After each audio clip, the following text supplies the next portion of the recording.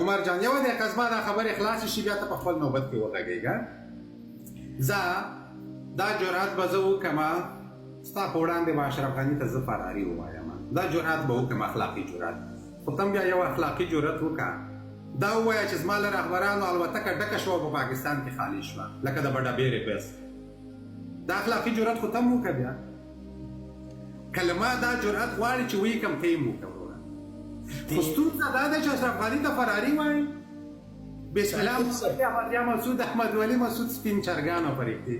14 د اگست باندې ټول په پاکستان کې ناست وو. آقای امیرالله عزیز یک لحظه اجازه ګوره یو دقیقه عمر جان، یو دقیقه زما دا خبره تکمیل شي، زما دا خبره خو تکمیل شي وروره. زه دا به هم در سره قبوله کړم دا اشرف غني فرار وکړ، خو د اساسي قانون مطابق کله چې رئیس جمهور له هېواده وځي واک صلاحیت لومړي معاون ته انتقالي. لومړی معاون زموږ ښه ملګری دی، زه ورته زه ډېر احترام لرم. خو هغه چېرته و؟ هغه 3 ورځې مخکې هغه د کابل له سقوطه وړاندې وتلی و له کابل څخه. دقیقا پر دې خبرې کلمه دا توقع لرئ چې دا کار وکړم بیا نو ته هم دا اخلاقي جرأت وکړه چې خپله فراريانو ته هم فراري ووایه. خو اوس زه هم فراري یم ته هم فراري یم، نه زه په افغانستان کې یم نه ته په افغانستان کې. دواړه باید دا جرأت ولرو. بله خبره تا ویلې چې ولې تاسې ضد جبهه نه ده جوړه کړې د طالبانو پر ضد. اول هم تاسې ورسره پرېښي یئ، تاسې ورسره وجنګېږئ درته وایو تاسې نشئ سقوط کولی. تاسو ته دا ښایو چې په تاسو کې دا زور نشته چې سقوط یې کوي. کله چې له تا راپاتې شوه بیا یې دې ته پرېږده. که مې همدغه طالب د پښتون له ادرسه درته راچپه نه کړ بیا په مخ لاړې راکوزده. د طالب راچپه کول زما د وس کار دی، ستا د وس نه. یو دقیقه هیله کوم د دې پښتون سره به حتما هغه تاجک چې واقعي افغان دی ورسره به ودرېږي، واقعي افغان دی ورسره به ودرېږي. او د دې ترڅنګ تاسو د ځواک صاحب په خبرو کې هغلته لږ منافقت وکړو. تاسو وویلئ چې ځواک صاحب وایي چې تاسې اصلا شایستګي د دې نه لرئ یا استعداد د دې نه لرئ چې تاسې رهبران شئ. هغلته خبره زموږ د ټولو یوه ده. له تاسې هدف څوک دی؟ هغوی چې وایي چې ما خراساني هستم و ما افغان هستم. ښه لطیف فدرال د دې شایستګي لري چې هغه د رئیس جمهور شي یو فاشیست یو متعصب.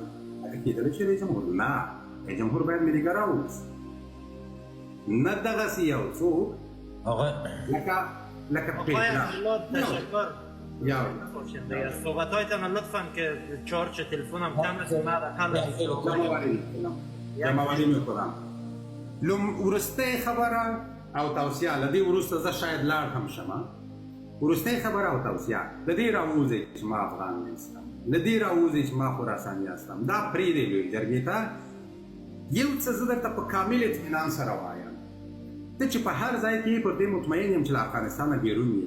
که مړ شوې دلته خدای دې ډېر عمر درکړي، خو که دلته مړ شوې ستا جنازه د خراساني په نوم نه افغانستان ته د یو افغان په نوم انتقالېږي او ته په خراسان کې نه په افغانستان کې خاوره سپارل کېږي. پر دې کاملا اطمینان ولرئ.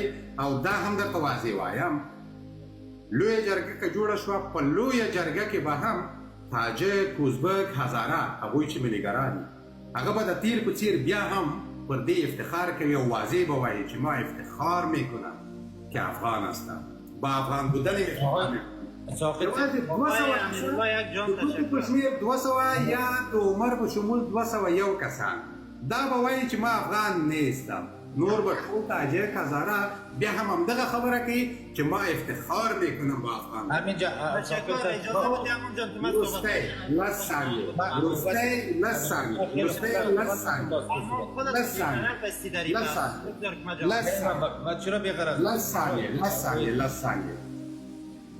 هیڅ څوک دا جرأت نه کوي چې افغانستان تجزیه شي او د فدرالي نظام پښتون کې دی دا خوبونه نه وي. لومړی د تجزیې هڅه کوله، وروسته خبره فدرالي ته لاړه چې فدرالیزم عینا تجزیه ده.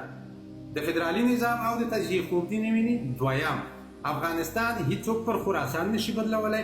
دریم هیڅ څوک د افغانستان طبیعت لرونکي څخه د افغان د کلمې اختیار او حق نشي اخیستی. پر دې مطمئن اوسئ دا خپله تاجکان هم وایي دا خپله ازبکان و هزاره هم وایي دا زه د هغوی له ادرسه وایم. طاقت صاحب خب پر دې مطمئن صاحب دیگه صحبتایتان رو عمر جان با تو فقط یک چیزی را میگم یک چیزی تشکر زنده باشید نفهمیدم صحبتایتان خدا کنه که از تذکرهتان کلمه افغان پاک کنید. ببخشید ما دیگه مبارزه ما به خاطر آقای طاقت یک دقیقه باشید یک دقیقه یک پیام داشتم